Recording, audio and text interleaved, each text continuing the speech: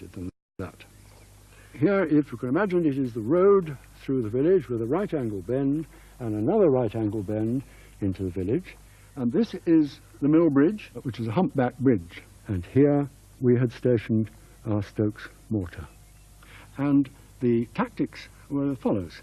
The first Panzer tank to arrive, we allowed to cross the bridge, go round the corner, and when it was in that straight, it would be blocked by mines in front and mines behind. So it was trapped. And at that stage, they would fire at it with everything they'd got. Mills bombs, Molotov cocktails, and small arms, and try and set it on fire. Now the second Panzer, however, belonged to the professor and myself. And along came the Panzer, and when it was on the crest of the bridge, we would fire our Stokes mortar and destroy it, which meant that another tank was knocked out and the bridge was blocked, and the Panzer Division couldn't reach Rochester. I think the plan was very, very flawed in every way. As soon as anybody had fired at them, these tanks would have shot off hundreds of rounds and destroyed everybody in sight. But it seemed to make something we could do. And I think doing something was probably what the Home Guard existed on. The War Office had little time to organise hundreds of thousands of part-time soldiers, so local commanders were given free rein to test out their own strategies. They began to assume more and more bizarre forms. Makeshift Marines patrolled the rivers in converted pleasure boats. Dogs were taught to disarm enemy paratroopers. And so the skating section goes into action, and that means action. And the specialist force was trained to roller skate into battle. It was now clear that the War Office was unable to turn the Home Guard into a credible defence force capable of taking on crack German troops. When you work out the kind of army they've got, you know, they'd have slaughtered a lot of us, you know, no doubt about that. What's that supposed to be, boy? Well, you said if you had nothing else, we'd tie a carving knife to a broom handle. I didn't say keep the brush on the end of it, you stupid boy. Well, he should have stayed. I don't want any insubordination. Dad's army, of course, shows the Home Guard as rather amateur and rather bungling. But we need to remember that, especially in the early days, it was amateur and it was bungling. But in the summer of 1940, Home Guard training would be transformed, not by the government, but by a former communist revolutionary.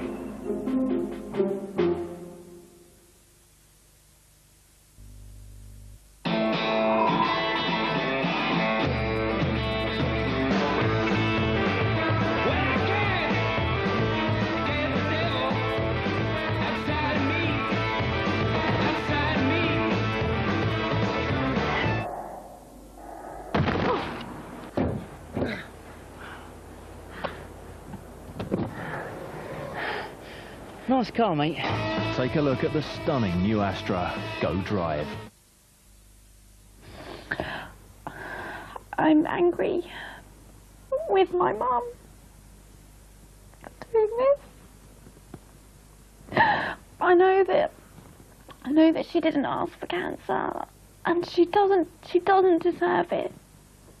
But if she hadn't smoked, we wouldn't have to be doing this.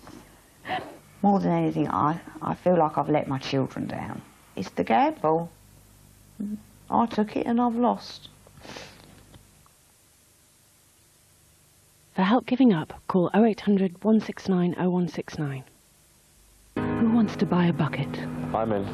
Who wants to build a road? I'm in. Who wants to fight disease? I'm in. And ensure people have the right to earn a decent living? I'm in. I'm in. Who wants to help end poverty once and for all? I'm in. With your help, we can make this world a fairer place. Visit oxfam.org.uk/I'm in or text in to 87099. Are you in? Hover phone. Well done, Rebecca. Another one there for the idea stew. Morning, Todd. Morning. Now, remember, there's no such thing as a bad idea. Todd. I was thinking 10% on our regular saver account.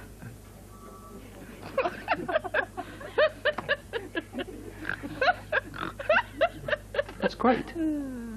10% on our regular saver account. Barclays. Now there's a thought. Great idea, Todd. Yeah, so Powergen are cheaper than... Actually, it's bad karma to say it out loud.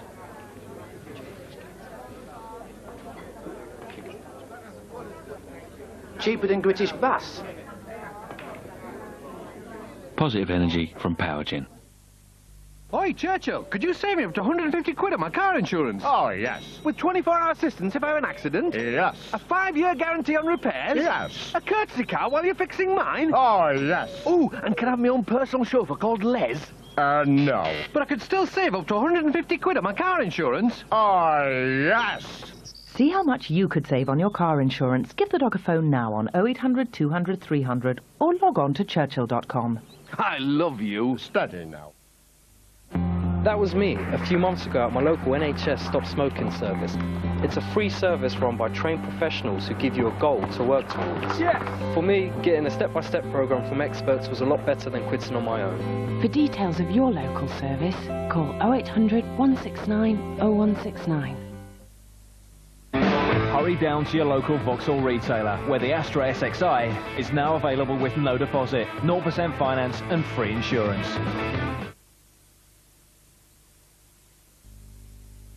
While I'm alone, blue as can be. A tale of power, rage, and insanity.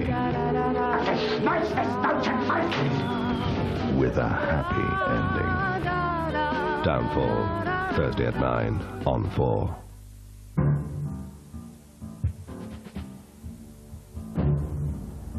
By July 1940, many in the Home Guard were fed up with the old-fashioned training and poor weapons. But one man had a vision that would transform the Home Guard. World War I veteran Tom Wintringham was a former communist who had volunteered to fight against the fascists in the Spanish Civil War. Tom Wintringham had led the British battalion in the Spanish Civil War. He had actually fought guerrilla warfare, and this is what he was convinced was the only way of resisting the Nazis in 1940. In Spain, he had observed a People's Army at work, and he had come to develop a training course in guerrilla warfare, which he'd become quite expert on. Tom Wintringham had written a book called The People's War, in which he explained how guerrilla warfare would be organized. Very, very primitive, but guerrilla warfare is very often sufficiently powerful to defeat the most powerful enemy in the world. Wintringham was one of the leading journalists of the time and was a regular columnist for the best-selling paper The Picture Post. And one night he was eating with the editor, Tom Hopkinson, and the owner of the Picture Post, Lord Hulton.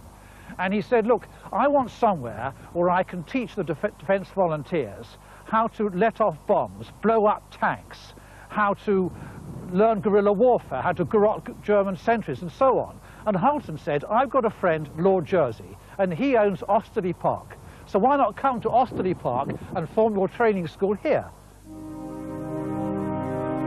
In the unlikely setting of a stately home on the outskirts of West London, Tom Wintringham created the first guerrilla training school in Britain, embracing a whole new form of combat that prepared ordinary men to tackle an occupying army.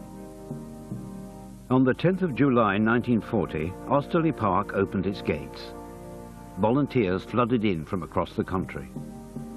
Well, it's extraordinary, just being here again after 65 years, July 1940. But I don't remember exactly, but I think I'd read an article that Tom Wintringham had written in one of the papers about this. And I said to a school friend of mine, we got the summer to fill in before we went into the Air Force, let's go and have a look. So we got on the tube, came to Osterley Park, to walk down here, looked at this field. There was about 40 or 50 miscellaneous chaps standing around as if they were waiting for a pick-up football match to start. And that was it, and we were in the first intake. The functions of the Home Guard are thus becoming pretty clear, and an intensive training school which has no illusions on the subject has been started at Osterley Park. Wintringham assembled here an extraordinary range of teachers. Many of them came from Spain and the Spanish Civil War. There was, for example, Hugh Slater from Spain, his number 2. There was a desperado called Hank Levi. Life magazine had a portrait of him, and they called him looks tough, is tough, fights tough, the master of the quick, quiet kill. There were 2 Basque miners who were experts on gunpowder. At the other end, incredibly, there were rather unworldly types like Roland Penrose, the painter who taught camouflage, and the chief scout Stanley White, who taught woodcraft. And one mustn't forget Mad Major Vernon, who had actually been convicted of treason in the mid-1930s for spying for Russia, but he was in charge of bombs. It's not surprising the whole lot terrified the War Office. Osterley Park became the most sophisticated training centre for irregular warfare in the country. When you came in here, within 10 minutes, they got the thing going and you were off. There was no filling in forms, there was no hanging about. You started right in on it. Old-fashioned army training was thrown out the window. The priority was for every individual to learn how to think and act for themselves. The training here consisted of a 2-day course. There was absolutely no drill, no uniforms, no hierarchy at all. It was how to fight a guerrilla war. Within 20 minutes, you were digging a foxhole, or you were learning how to stalk somebody, or how to creep up on the back of a sentry and kill him at night, how to make a hand grenade out of dynamite and a piece of piping. And learning to do that gave you a lot of confidence. You felt you might have to use it next week. This is where Mad Major Vernon kept the explosives. Imagine that full of bombs of one kind or another. He and his Basque miners from Spain taught all kinds of bomb making, grenades, Molotov cocktails, mortar bombs, etc. They also taught how to make the gunpowder, where to buy the saltpeter and for how much and so on, and from what chemists. All highly illegal today, but these were desperate times. And in fact, all over Osterley, you would find some kind of irregular war training going on. Of course, there was a big rifle range, but there were also tank traps. There was a street outside with houses due for demolition where they taught street warfare, imagining last-ditch defence of towns. And that was taught nowhere else, not even in the regular army. Every corner of Osterley Park was converted into an elaborate military training zone.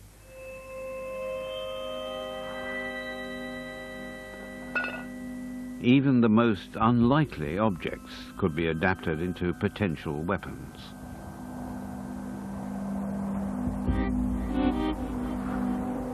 The tank. Everybody knew after the Blitzkrieg in Europe that was the main threat. But what were a bunch of amateur soldiers going to do about that? We had no anti-tank weapons.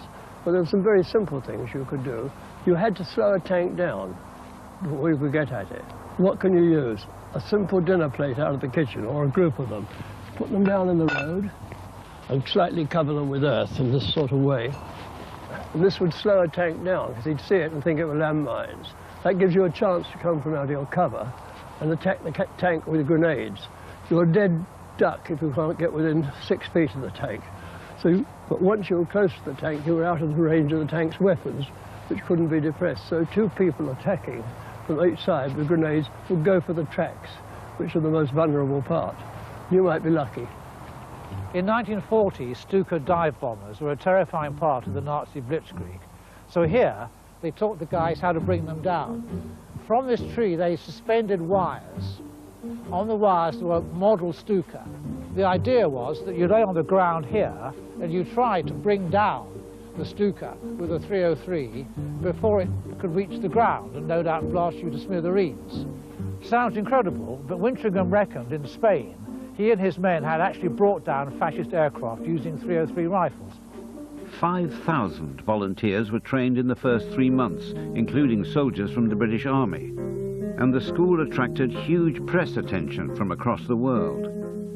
Osterley made a huge impact right from the beginning. It had cover stories in the Illustrated London News, Sphere magazine. Radio wanted to do a documentary about it.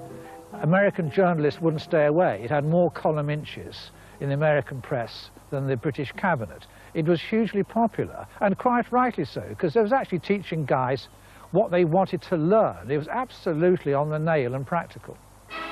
Osterley Park, where members of the Home Guard are undergoing a course on, roughly speaking, the scientific destruction of the enemy, received a visit from a group of MPs. Surely more schools of this kind are needed. We all want to know the best way of handing out cocktails to unwelcome guests. At first, the government appeared to support Osterley Park, but its interest was double-edged. Despite the school's enormous success, Wintringham's communist past provoked deep concern in the corridors of power. MI5 was worried by Osterley because it was led by the Red Revolutionary, and they didn't like the thought that all these subversives or potential subversives were running around teaching people to make bombs. They just didn't think that Basque miners were the right sort of chaps to teach the Home Guard how to resist the Nazis. They didn't know where it would lead. And in the summer of 1940, anything could have happened, even some kind of revolution. The government could take no chances. After just 3 months, the War Office moved in, and the army took control of Osterley Park. Wintringham and his team were pushed aside, and even prevented from becoming officers in the regular army. It's sometimes said there was a political agenda, and this was a bunch of socialist revolutionaries at the end of the Piccadilly line who were planning to use the Home Guard for an insurrection. Nothing could be further from the truth. A total bunkum. Tom Wintringham would never be acknowledged for his groundbreaking training, but the impact of Osterley Park was immense. The government was so impressed by the training that 3 more specialist Home Guard schools were rapidly set up. Across the country, techniques that had been pioneered by Wintringham and his team would become standard Home Guard training. Whatever would be able to be used to kill and destroy and remove the enemy was fair. And it was all guerrilla warfare, hit and run. In the following months, the new training would transform the Home Guard into an impressive fighting unit. But it wasn't just Wintringham who attracted the attention of MI5. The secret services were on red alert and encouraged the whole population to watch out not just for invading forces, but also for enemies within. Fired up by the government, fear of subversives and collaborators reached almost hysterical proportions. The country was gripped by paranoia, and German spies and fifth columnists appeared to be everywhere. Das ist gut. Sehr gut.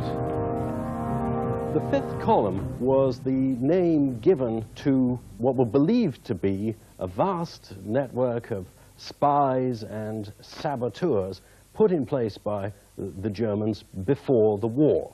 It was pretty obvious that the fifth column were quite active in this area, but personally speaking, I can't say that I ever met up with any such suspicious character. But of course we were warned enough by posters around everywhere, careless talk costs lives, and so most of us were on our guard. You were aware of the fifth column, and you'd look at all strangers.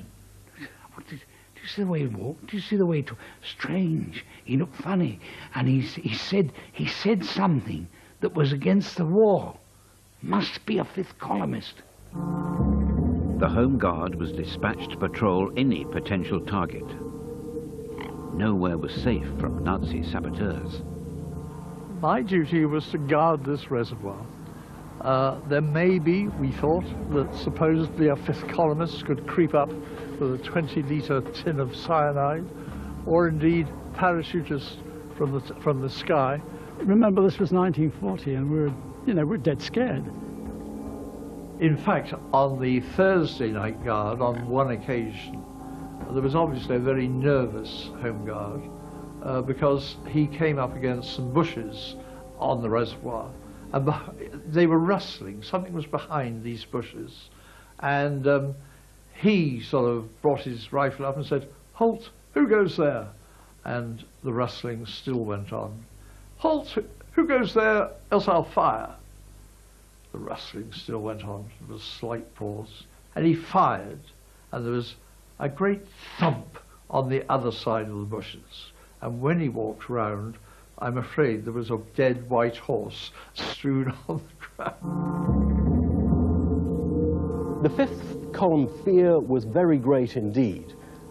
However, the actual fifth column was, as much as anything, a figment of the popular imagination, although it should be said that government departments believed in it just as fervently as the public. But the hysteria reached a peak in the autumn of 1940. The sound that the whole country had been dreading rang out across the country to signal that the Nazi invasion had started.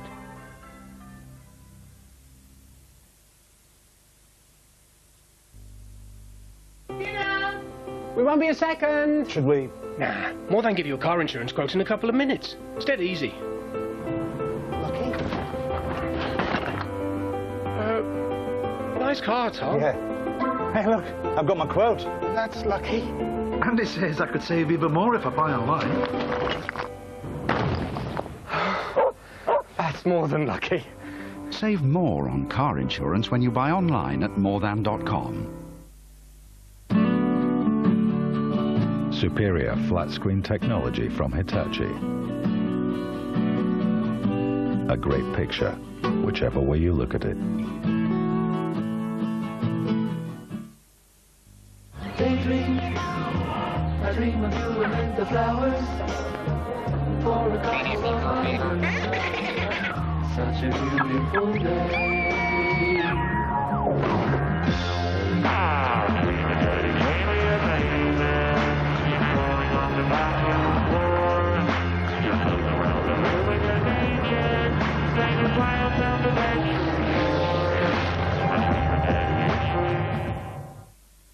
They want to kill someone that hasn't done anything wrong. It's like somebody put a giant ATM on our front lawn. If anything happens to me or my family, you'll be killed. What is the price of oil? Corruption is why we win. Syriana.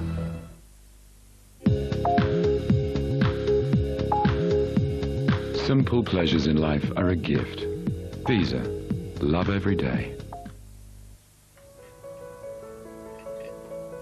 I shouldn't be here. I shouldn't be here. I shouldn't be here. Thanks to Cancer Research UK, thousands of people are here today who wouldn't have survived 10 years ago. My mum should be here. Please help more people to be here. Call 0800 038 8000 and give £2 a month to Cancer Research UK. Jeff, I've got it. We'll beat your insurance deal. I'll give you £50. If it's cheaper, we'll drop our price and give you £50. Kiss. No kiss. We're so confident we'll beat your home insurance renewal that if it's cheaper, we'll drop our price. Hello. And give you £50 when you switch. Insurance from Barclays. Now there's a thought. Environmentally friendly O'Reilly technology from Hitachi. Conserve your energy. It's funny, I never realised Jane was such a worrier. Safety, security, you name it, she worries about it. I'm a lot more laid back. Where's my... What are you doing? Online banking. Bit risky for you. BT Broadband now helps protect you against fraud, email viruses, and other online threats, so you can relax. Just setting up our joint account. Get BT Broadband with our best ever security package. Tonight's episode of ER is the one Passenger jet crash, the 5700. Guys! You don't want to miss. Doc, talk to me. Healer, respond! Get out! ER, after the Real Dad's Army. In the autumn of 1940, the fear of a Nazi invasion reached its peak. The whole country was on red alert. Hundreds of thousands of volunteers were prepared to fight for their country, and one night is etched in the minds of many of these men. A night that shows just how ready they were for invasion. On that day of September the 7th, of course, we had the real alarm, and it was not a false alarm. We thought that the invasion had actually started, and because there was an awful lot of activity, a great deal of air activity, and of course the church bells ringing was a clear sign. The pealing of the church bells swiftly spread across the country. This was the signal for the Home Guard to mobilize. There was a code word, Cromwell, and Cromwell meant simply invasion imminent. And that would be broadcast, that was the call to action. I had to cycle round Basingstoke, and I had to knock up all the people who were in my own particular platoon. I may have been in bed a quarter of an hour, it was longer if that. And there was this rattling on the window, which was somebody throwing gravel up to the window. See? So still I never thought, like, you know, you never expect these things like this. So I got out, opened up the window, see, and the chap standing there was an old farmer who was one of the blokes who had a telephone. So he said, I've had a message from Captain Kendall to tell you that the code word is Cromwell. I was absolutely dumbstruck for seconds, you know, with the knowledge that there was going to be a German invasion of England. You know, I couldn't believe it. The Home Guard rushed to take up their positions. Every man knew his job. Eric Higgs and his platoon of 19 men rapidly set up their roadblock. We had no time to put a tea in the flask. You didn't say, oh, I'll make a cup of tea first, did you, Hank? You grabbed a bike. I was still putting the uniform on and went up across the fields that night. Grabbed the bike and the gun and shot down here.